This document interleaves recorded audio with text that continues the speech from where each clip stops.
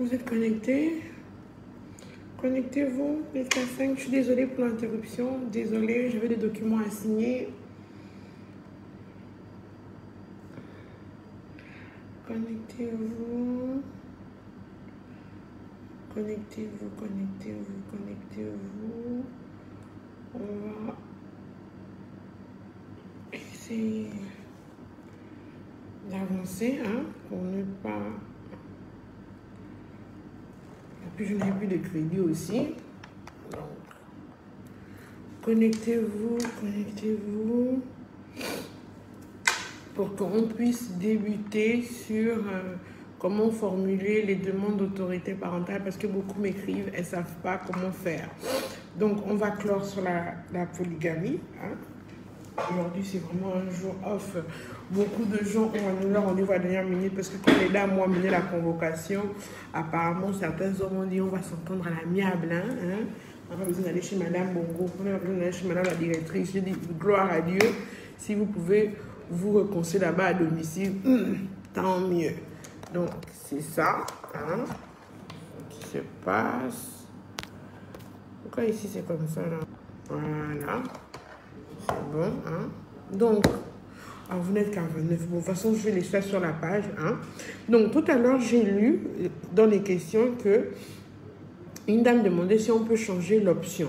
Tout à fait. L'article 177 du Code civil prévoit bien qu'au cours du mariage, on peut changer l'option. Il se peut que quand vous êtes marié à l'option polygamique, le monsieur veut épouser finalement sa maîtresse et il vient vous dire, il vient vous proposer que, ah, madame, est-ce qu'on peut changer l'option monogamie en option polygamique? Il ne peut en aucun cas épouser une autre sans votre aval. Surtout ceux sous l'option monogamique. Donc, si quelqu'un vous montre là-bas au quartier que oui, je suis mariée à l'option monogamique, je veux t'épouser, ma femme va... Il faut que sur la base de l'article 177 du Code civil, la femme puisse... Oh Seigneur, avec Jésus. La femme puisse... Vous voyez dans quelles conditions je travaille depuis ce matin-là. La femme puisse... participer.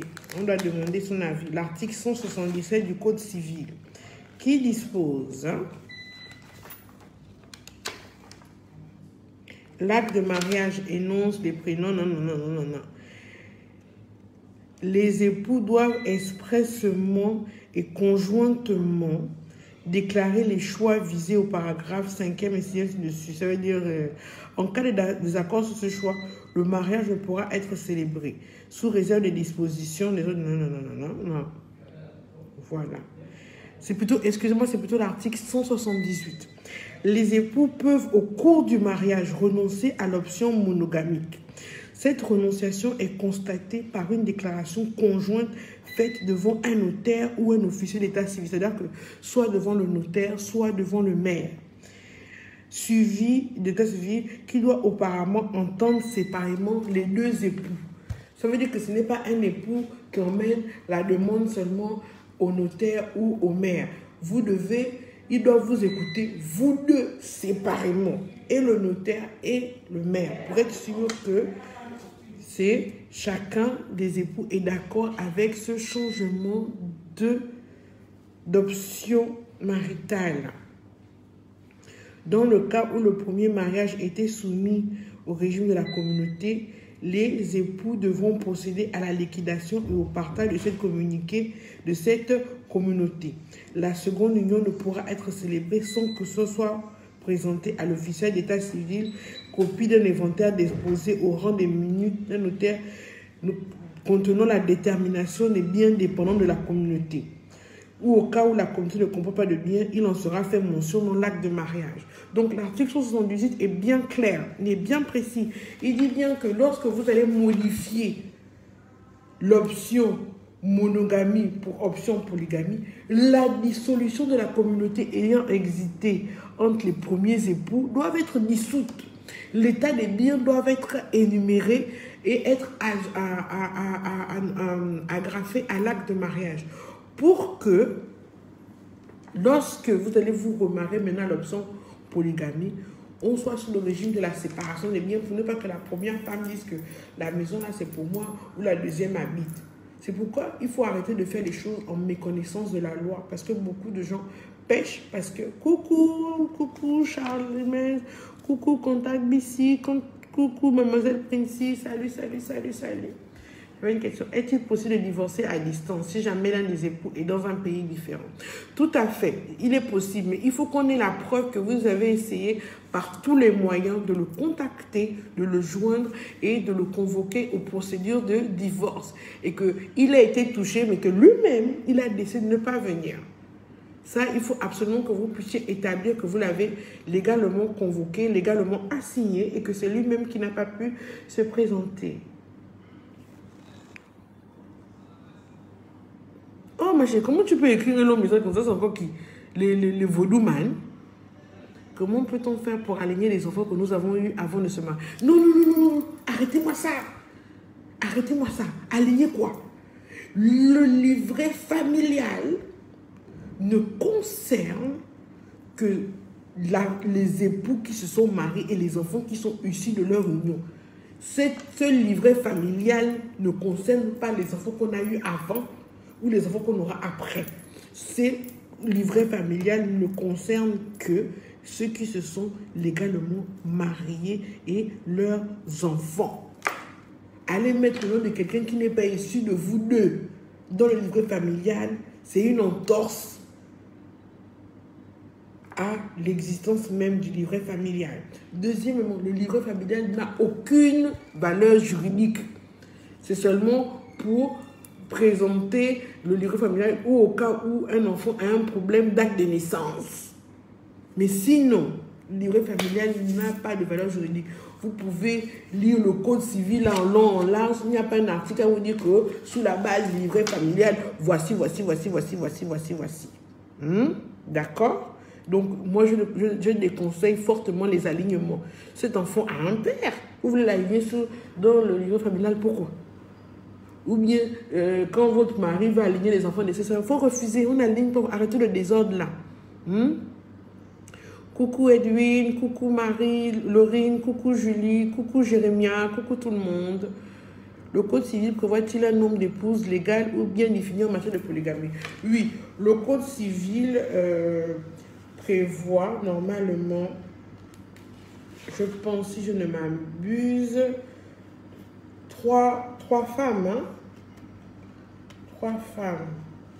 Je n'ai pas l'article là, mais je pense que c'est limité à 3 ou 4 femmes. Hein?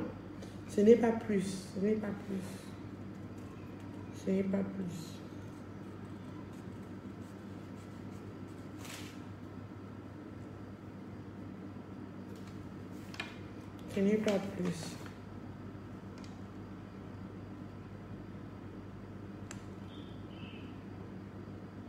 Donc, l'article 260 du Code civil dit il est interdit, dans les mariages polygamiques, il est interdit d'utiliser les revenus d'une des épouses au profit des autres. C'est formellement interdit. L'article 269 du Code civil.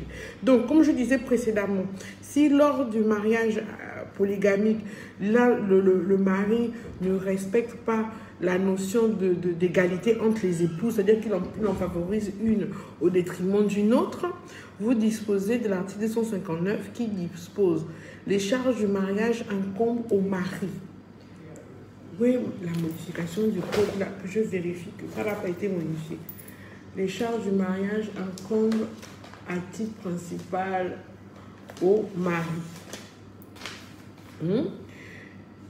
Il est obligé, selon ses facultés et son état, de fournir à sa femme tout ce qui est nécessaire pour les besoins de la vie.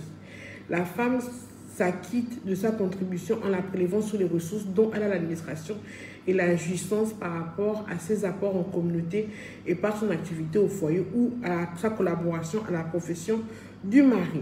Si l'un des conjoints ne remplit pas ses obligations, il peut y être contraint à la requête de l'autre époux par décision du tribunal.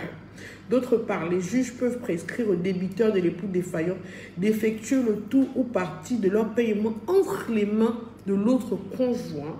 Ils peuvent également prescrire toutes les mesures urgentes qui requièrent la sauvegarde des intérêts de la famille, notamment en effectuant des saisies sur salaire.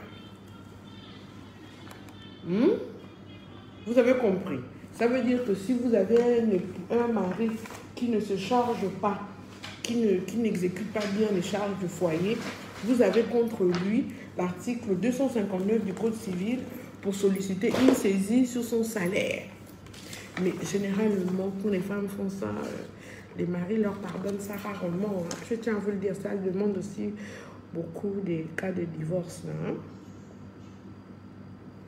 Maintenant, il y a trois articles ont été modifiés. L'article 203, 252, 253. 203, l'homme et la femme ayant 18 ans révolus ne peuvent contracter mariage. Toutefois, le président de la République ou à défaut le président de la Cour de cassation peut accorder des dispenses d'âge pour juste motif. Ça veut dire que maintenant, c'est à partir de 21 ans. On ne se marie plus à 18 ans. Ensuite, le 252. Par les faits du mariage, les époux s'obligent à la communauté des vies. Les époux se doivent mutuellement protection, fidélité et secours et assistance. 253. La famille est gérée conjointement par les époux dans l'intérêt du ménage et des enfants. Ça veut dire qu'ils assurent maintenant conjointement la direction morale et matérielle de la famille et la prospérité de celle-ci, à élever leurs enfants et à préparer l'établissement de ces derniers. Donc, ça veut dire que le 259 prévaut toujours. Donc là, on vient de terminer avec la partie polygamie parce que je n'ai toujours pas les questions sur la polygamie. Donc là, on va maintenant aller sur comment rédiger une demande d'autorité parentale. Dans un premier temps, cette demande d'autorité parentale s'adresse au président du tribunal de première instance de la ville dans laquelle vous vous trouvez. Si c'est Libreville ou si c'est Port-Gentil, quelle que soit la ville, vous devez dire à monsieur le président du tribunal de première instance, je ne sais pas, d'Oyem, de Libreville, de Franceville ou de Port-Gentil. Je viens par la présente solliciter la garde, l'autorité parentale sur tel enfant dont j'ai déjà la garde juridique de fait ou la garde juridique officielle. La garde juridique de fait s'oppose à la garde juridique officielle quand c'est le tribunal qui vous a donné la garde juridique de votre enfant. Si ce n'est pas le tribunal et que vous avez seulement l'enfant comme ça parce que le père et vous êtes entendu comme ça, c'est la garde juridique de fait. Je suis obligée de vous faire les lives comme ça là, non? Parce que quand je vous fais les lives où je parle le français éducatif, vous êtes les premiers à m'installer que je ne sais pas parler français. Je vous parle le français du ghetto. Donc je suis obligée de vous parler maintenant juridiquement. Hein, ça donne un peu les mots de tête, mais il faut suivre, il faut supporter. C'est vous qui avez demandé ça, non? Donc, quand vous sollicitez la garde juridique de l'autorité parentale, vous vous basez sur l'article 502 du Code civil. Vous vous basez sur l'article 502 du Code civil qui dispose l'autorité sur les enfants nés hors mariage et exercée par celui des pères et mères à l'égard duquel la filiation est établie. Si la filiation a été établie de manière simultanée à leur égard, la garde appartient à la mère. Celui du père et mère auquel n'appartient pas la garde a néanmoins le droit d'entretenir les relations avec les enfants et de surveiller leur entretien et leur éducation. Le tribunal peut, si l'intérêt de l'enfant l'exige, confier la garde à celui des pères et mères qui n'en est pas investi par la loi. Donc, c'est sur la base de l'article 502 que vous écrivez au président du tribunal. Donc, on va prendre un stylo, un bic et une feuille. Parce que je suis fatiguée. Madame Linda, on écrit ça comment? Madame Linda, on fait ça comment? Le bruit de ça. Donc, la lettre c'est... Oh, Jesus Christ. La lettre c'est à monsieur le président du tribunal de première instance 2. D'accord? En haut, vous mettez votre nom, votre prénom, tout en haut de la feuille là, dans le coin, vous mettez votre nom, votre prénom, votre numéro de téléphone. Une fois que c'est fait, objet, demande de garde juridique et d'autorité parentale. Si vous n'avez pas encore la garde juridique, si vous avez la garde juridique déjà que le tribunal a ordonné, vous a accordé, vous demandez juste l'autorité parentale. Parce que vous pouvez avoir la garde juridique et ne pas avoir l'autorité parentale. C'est deux choses distinctes. Il faut bien... Bonjour, savoir qu'est-ce que peut avoir une femme mariée sous le régime monogamie, bien séparée, sur les biens matériels. Oh, madame, il faut revoir la précédente vidéo et bien l'écouter, vous allez savoir. Il faut suivre, parce que ça, c'est une question à laquelle j'ai déjà répondu. Quand vous êtes marié sous le régime de la monogamie bien séparée, chacun doit prouver les achats qu'il a eu à faire. C'est seulement les achats que vous avez eu à faire que vous pouvez prouver qu'il y aura un partage. Sinon, chacun repart comme il est rentré dans l'union de mariage. Madame Jamila. D'accord. Ok. Donc, vous adressez à Monsieur le Président du tribunal de première instance, objet demande de garde juridique et d'autorité parentale. Si vous avez déjà la garde juridique prononcée par un tribunal, vous n'avez plus besoin de la reformuler. Vous la gardez, mais vous demandez simplement l'autorité parentale. Mais si vous avez la garde juridique de fait, c'est-à-dire que c'est vous qui gardez l'enfant, mais on ne vous a pas encore donné la garde juridique de manière officielle, c'est-à-dire que par décision de justice, vous la sollicitez en même temps. Donc, vous dites, je viens auprès de vous, Monsieur le Président du tribunal, solliciter la garde juridique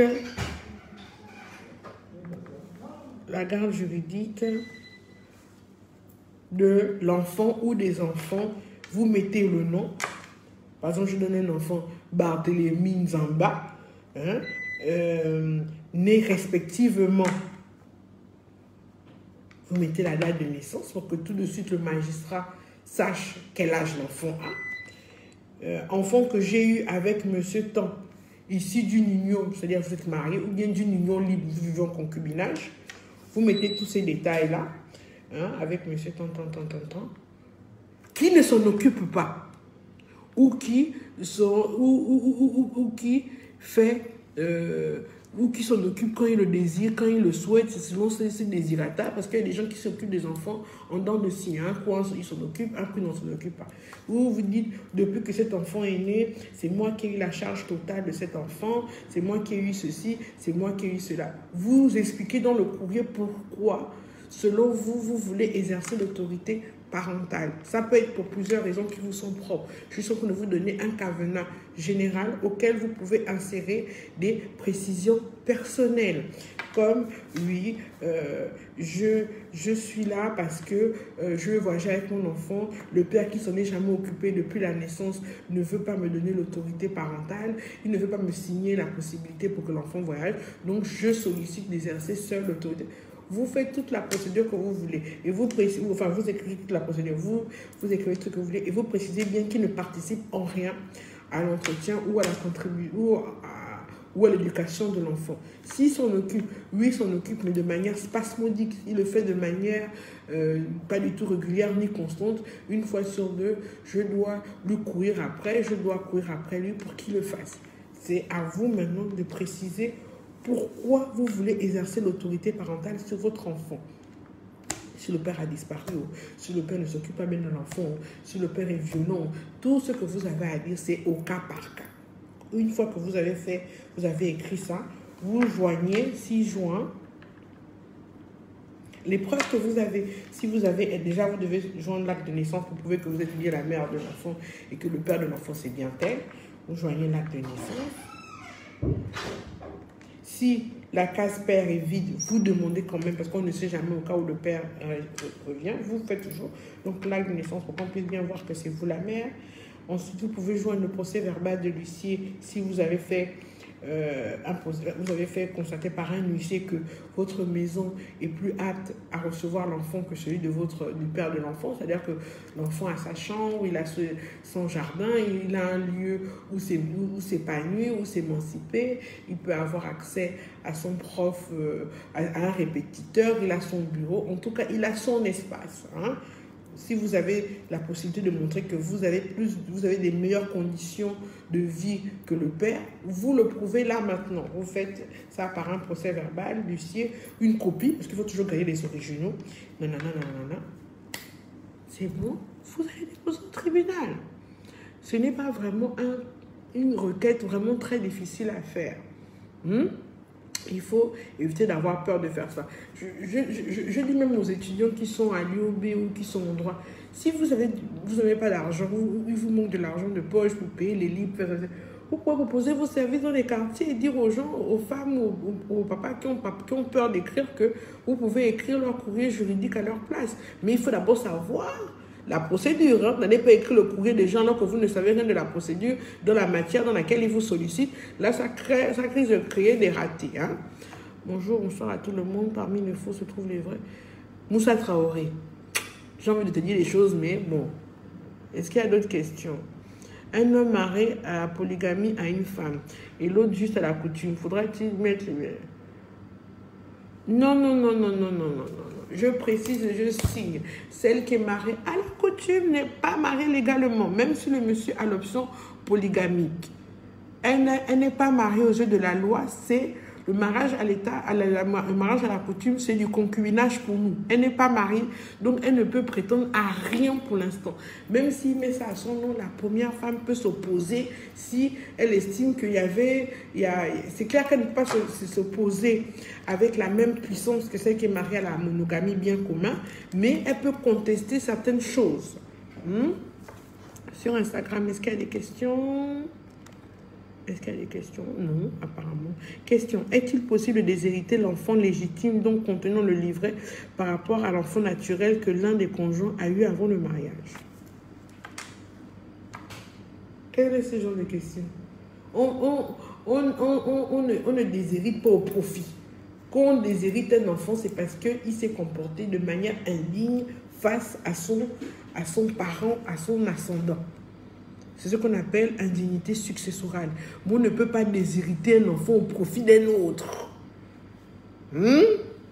Ça, là, moi, je ne connais pas ça. Je sais qu'on peut déshériter quelqu'un parce qu'il a été indigne, il a frappé son père, il lui a manqué de respect, ou il a fait une peine de prison avec agression contre son papa. Des choses comme ça, pour coups et blessures, oui.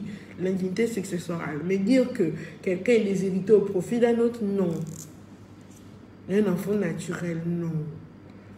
Mais si l'enfant légitime reconnu a eu un comportement irrespectueux, un comportement indigne, abominable, il peut être frappé d'indignité successorale. Bonjour. Est-ce qu'il y a une autre question? Moi, je vais bientôt laisser ça. Moi, j'ai un problème à ce sujet. Il paraît que selon certains juges, la demande doit se faire au niveau du tribunal de première instance du défenseur et non au nom de celui de la résidence de l'enfant. Qu'en est-il? Le tribunal qui est compétent, c'est le lieu où l'enfant vit avec le parent qui en a la garde. Mais certains magistrats interprètent ça comme ils veulent, malheureusement. Moi, je sais très bien que normalement, c'est le domicile du parent qui a la garde de fait de l'enfant. Ok. Quand l'enfant vit avec le père, il a automatiquement l'autorité parentale. Oh, mon Dieu Seigneur, le français, oh! Je vous dis bien que quelqu'un peut avoir la garde de fait. C'est-à-dire que la garde de fait, c'est avoir l'enfant avec soi. Mais le tribunal ne t'a jamais donné la garde juridique officiellement. Et la garde juridique, parce que tu as la garde, que tu as l'autorité parentale. L'autorité parentale se demande toujours officiellement au tribunal. Tu peux avoir la garde juridique de l'enfant et ne pas avoir l'autorité parentale. Donc non, Mélie, Agnès, Jessica, parce que l'enfant vit avec le papa, qu'il a l'autorité parentale. Il faut qu'il la demande officiellement au président du tribunal pour qu'on la lui accorde. Et vous avez toujours la possibilité de contestation. D'autres questions? La mère de la dame ne veut pas que le père voie l'enfant alors qu'il s'en occupe financièrement. La mère de la dame est morte. La dame elle-même dit quoi? La mère elle-même dit quoi? Les grands-parents n'interviennent que lorsque les parents directs ne sont pas en position de s'exprimer, c'est-à-dire en voyage, en déplacement, malade ou mort. Si ce n'est pas le cas, la grand-mère n'a pas droit au chapitre, elle n'a rien à dire. Question. Est-il possible... Bon, c'est la même question. Voilà. S'agissant d'une personne majeure, l'enfant lui-même peut-il choisir avec qui il veut rester, soit le père ou la mère? Oui, tout à fait. Le code de l'enfant prévoit que dès l'âge de 10 ans, le nouveau code de l'enfant prévoit que dès l'âge de 10 ans, on peut demander au père ou on peut demander à l'enfant où il désire vivre. Ça, c'est la question que Gabonais nous sommes à poser sur Instagram.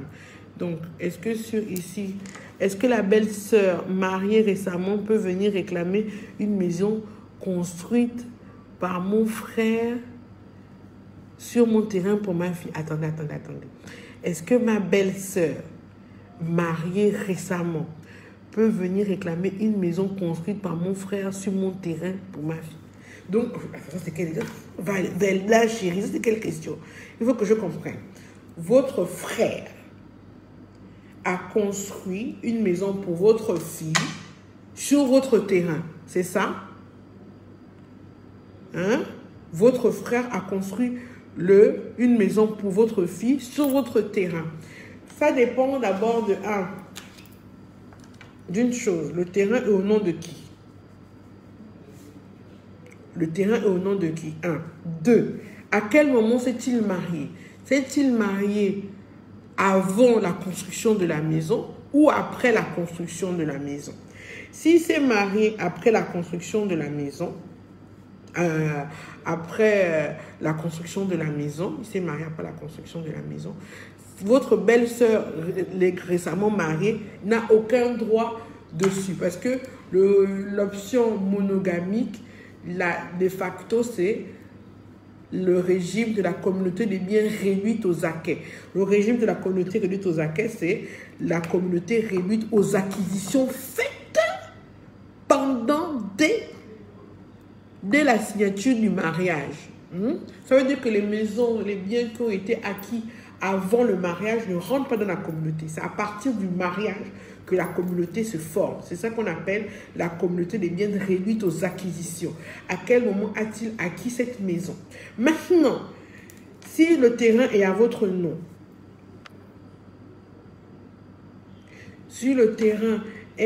à votre nom, donc ça veut dire déjà que la propriété du dessous prend le dessus sur la propriété du haut. Ça veut dire que la maison ne peut pas lui être restituée déjà parce qu'elle n'est pas propriétaire du terrain. Le terrain vous appartient à vous. Par contre, là où elle peut vous attaquer, c'est si la maison a été construite pendant le mariage et qu'elle affirme que c'est avec l'argent du foyer que son mari allait construire cette maison.